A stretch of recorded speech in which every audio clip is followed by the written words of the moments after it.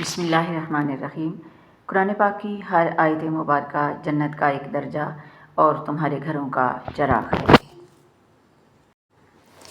رسول اللہ صلی اللہ علیہ وآلہ وسلم نے ارشاد فرمایا، اللہ رب العزت کے ہاں محبوب ترین لوگ وہ ہیں جو لوگوں کو فائدہ پہنچاتے ہیں، اور اللہ کے ہاں محبوب ترین اعمال یہ ہیں: کسی مسلمان کو خوش کر دینا، کسی کی پریشانی دور کر دینا، کسی کا قرض ادا کر دینا اور کسی کی بھوک مٹا دینا۔ انشاءاللہ بس آپ کو یقین رکھنا ہے کہ جو اللہ سے مانگ لیا جائے وہ مل کے رہتا ہے، پھر وہ آپ کو وہاں سے دے گا کہ آپ حیران رہ جائیں گے۔ جو بندہ تمام دعائیں وظیفے چھوڑ کر کثرت سے درود پاک پڑھا کرے تو اسے بغیر مانگے سب کچھ ملے گا اور دین و دنیا کی مشکلیں خود بخود حل ہو جائیں گی۔ سب سے زیادہ جاہل وہ ہے جو گناہ سے باخبر ہوتے ہوئے بھی گناہ کرے۔ بدعت شیطان کو گناہ سے زیادہ محبوب ہے، کیونکہ گناہ سے توبہ کی جا سکتی ہے جبکہ بدعت سے توبہ نہیں کی جاتی۔ انسان بھی عجیب ہے، دعا کے وقت سمجھتا ہے کہ اللہ بہت قریب ہے اور گناہ کے وقت سمجھتا ہے کہ اللہ بہت دور ہے۔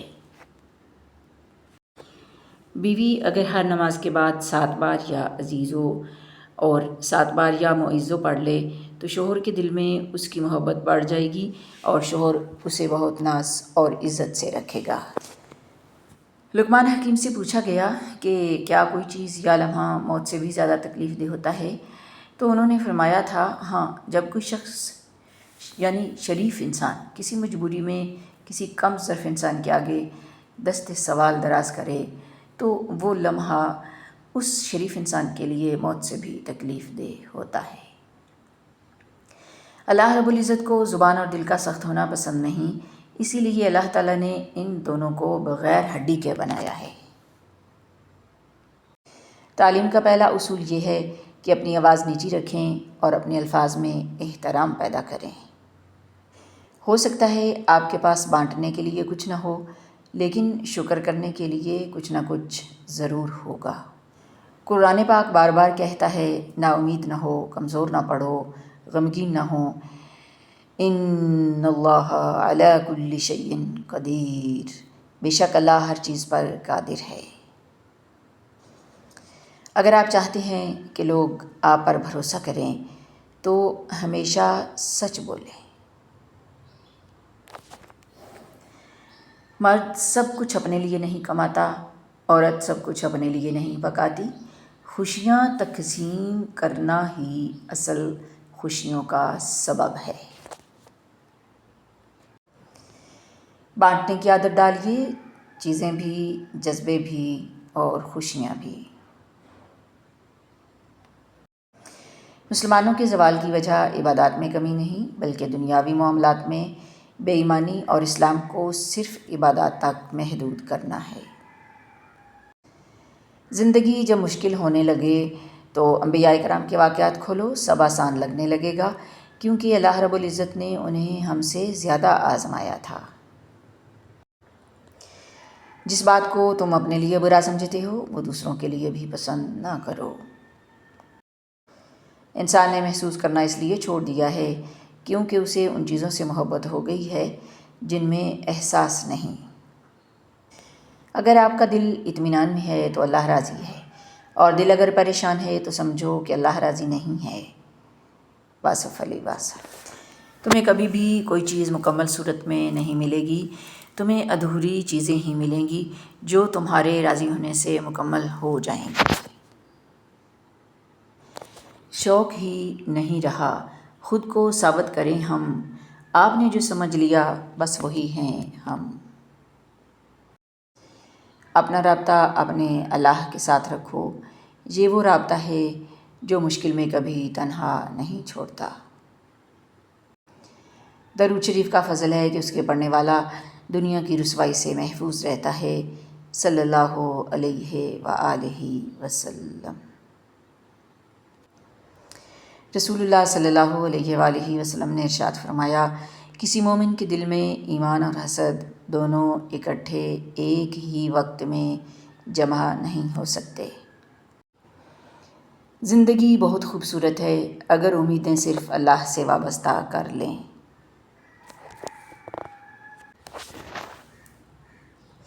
تعریف کی طلب اور رتبے کی چاہت سے بڑھ کر اللہ سے رکنے والی کوئی چیز نہیں۔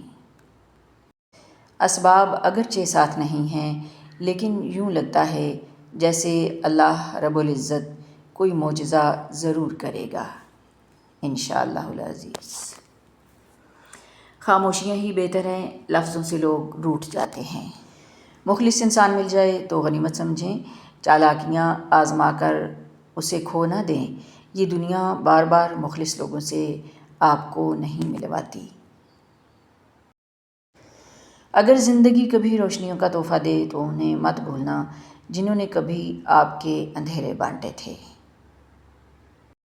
اخلاق بھی رزق کی طرح ہوتا ہے، اس میں بھی کچھ امیر، کچھ غریب اور کچھ انتہا کے مفلس ہوتے ہیں۔ جو شخص جتنا مطمئن رہتا ہے وہ شخص اتنا ہی زیادہ دولت مند ہوتا ہے، کیونکہ اطمینان فطرت کی سب سے بڑی دولت ہے۔ یہ آنکھیں خشک ہیں یا رب، انہیں رونا نہیں آتا، سلگتے داغ ہیں دل میں جنہیں دھونا نہیں آتا۔ محمد رسول اللہ صلی اللہ علیہ وآلہ وسلم نے فرمایا، جھوٹ بولنا منافق کی خاص نشانیوں میں سے ہے۔ کسی کی خدمت میں پیش کیے جانے والے تحفوں میں سب سے بہترین تحفہ احترام ہے۔ یہ تو ظرف کی بات ہے، کوئی سہ گیا اور کوئی کہہ گیا۔ نیت اور سوچ اچھی ہونی چاہیے، باتیں تو کوئی بھی اچھی کر سکتا ہے۔ اپنے مخالف کو گالیاں دینا اور غیر اخلاقی رویے سے پیش آنا اس بات کا ثبوت ہے کہ آپ اسے دلیل سے شکست نہیں دے سکتے۔ جو عبرت سے بھی نہ سمجھے، دلائل بھی نہ مانے، تو قیامت خود بتائے گی قیامت کیوں ضروری تھی۔ والدین اور درخت دونوں بوڑھے ہو جاتے ہیں، لیکن ان کی چھاؤں ہمیشہ گھنی رہتی ہے۔ محمد رسول اللہ صلی اللہ علیہ وآلہ وسلم نے ارشاد فرمایا، معاف کر دینے سے اللہ تعالیٰ عزت میں اضافہ فرماتا ہے۔ رسول اللہ صلی اللہ علیہ وآلہ وسلم نے ارشاد فرمایا، فقیر اور محتاج مسلمان جنت میں مالداروں سے آدھا دن پہلے داخل ہوں گے اور آدھا دن 500 سال کے برابر ہوگا۔ لا حول ولا قوة الا باللہ، اللہ کی توفیق کے بغیر نہ گناہ سے بچا جا سکتا ہے اور نہ ہی نیکی کی طاقت ہے۔ میرے نبی کا فرمان ہے، یہ کلمہ جنت کے خزانوں میں سے ایک خزانہ ہے۔ محمد الرسول اللہ صلی اللہ علیہ وآلہ وسلم نے فرمایا، اللہ رب العزت کا ارشاد پاک ہے کہ میں اپنے بندے کے اس گمان کے نزدیک ہوتا ہوں جو وہ میرے متعلق کرتا ہے، یعنی انسان جیسا گمان اللہ کے لیے رکھتا ہے اللہ رب العزت کو ویسا ہی پاتا ہے۔ صحیح بخاری۔ نماز کے مقاصد میں سے ایک مقصد دنیا کی تکلیفوں سے راحت پانا بھی ہے۔ محمد الرسول اللہ صلی اللہ علیہ وآلہ وسلم نے فرمایا، اللہ تعالیٰ فرماتا ہے، میرا بندہ فرض نمازوں کے بعد نفل عبادتیں کر کے مجھ سے اتنا نزدیک ہو جاتا ہے کہ میں اس سے محبت کرنے لگ جاتا ہوں۔ روایت کیا ہے صحیح بخاری نے اور حدیث نمبر ہے 6502۔ رسول اللہ صلی اللہ علیہ وآلہ وسلم نے ارشاد فرمایا، جب کوئی آدمی تم سے کوئی بات بیان کرے پھر اسے راز میں رکھنے کے لیے دائیں بائیں مڑ کر دیکھے تو وہ بات تمہارے پاس امانت ہے۔